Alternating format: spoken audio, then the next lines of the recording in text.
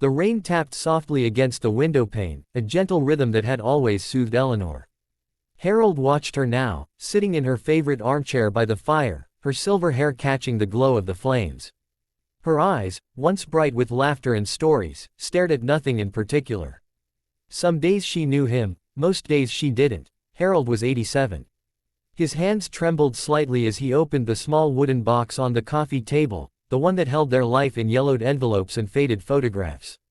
He pulled out the first letter he ever wrote to her, dated September 12, 1952. He cleared his throat and began to read aloud, as he did every evening. My dearest Ellie, tonight I can't sleep for thinking of you. The way you smiled when we danced under the street lamp outside the hall, Lord, I've never seen anything more beautiful. I'm just a mechanic with grease under my nails, but you make me feel like I could build the whole world if you asked me to. Promise you'll let me take you to the pictures again next Saturday. Yours, always, Harold. He paused, looking up. Eleanor's head had tilted slightly toward his voice. A small flicker, maybe recognition, maybe just the comfort of a familiar sound. Harold reached for her hand. Her skin was paper-thin, veins like delicate rivers beneath the surface. Less than grok, render card underscore it equals, 41 EE8C, card underscore type equals, image underscore card, type equals, render underscore searched underscore image, greater than 0 inches large, less than grok, render greater than. They had met at a village dance in 1952. Eleanor was 19, wearing a pale blue dress that swirled when she moved. Harold had just come back from national service, awkward in his only good suit. He'd stood by the wall until she walked straight up to him and said, "You look like you're waiting for someone brave enough to ask you to dance." He hadn't known what to say, so he simply held out his hand. They danced every song that night, even the slow ones when others sat down. They married 2 years later in the little stone church at the end of her parents' lane. Eleanor carried wildflowers she'd picked herself. Harold promised to love her, in sickness and in health, till death do us part. He hadn't known then how heavily those words would one day rest on his heart. Life had been kind in its way. 2 children, Margaret and Thomas.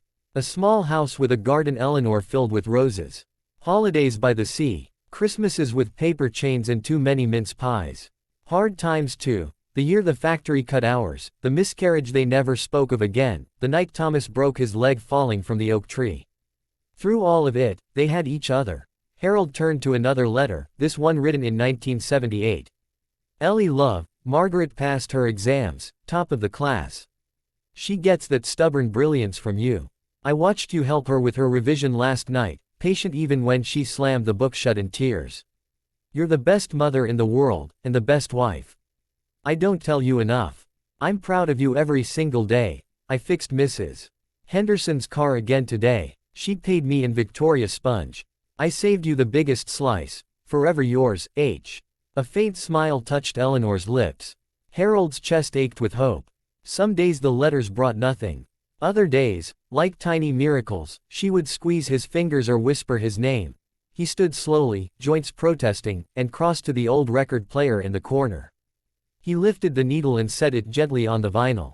Their song, Perry Como's, Catch a Falling Star, filled the room with soft, crackling warmth. Harold returned to her chair and held out his hand, just as he had 73 years ago. Dance with me, Ellie. She looked at him for a long moment. Then, slowly, she placed her hand in his. He helped her to her feet. They swayed together in the small space between the armchair and the fireplace, her head resting against his shoulder exactly as it always had. Less than grok, render card underscore it equals, 514 F9C, card underscore type equals, image underscore card, type equals, render underscore searched underscore image, greater than 6 inches large, less than grok, render greater than. For a few precious minutes, the fog lifted. Eleanor began to hum along, her voice fragile but true. She lifted her face to his. Harold, she whispered, you kept your promise. Tears filled his eyes. Always will, love. I remember the blue dress, she said softly. You couldn't take your eyes off me. You were the most beautiful thing I'd ever seen. I still love you. Her words were clear, certain. Even when I forget, I still love you. Harold held her closer, their steps slowing until they simply stood, wrapped in each other and the music. The rain outside grew heavier, drumming against the roof like applause for a lifetime well lived. When the song ended, Eleanor's eyes clouded again.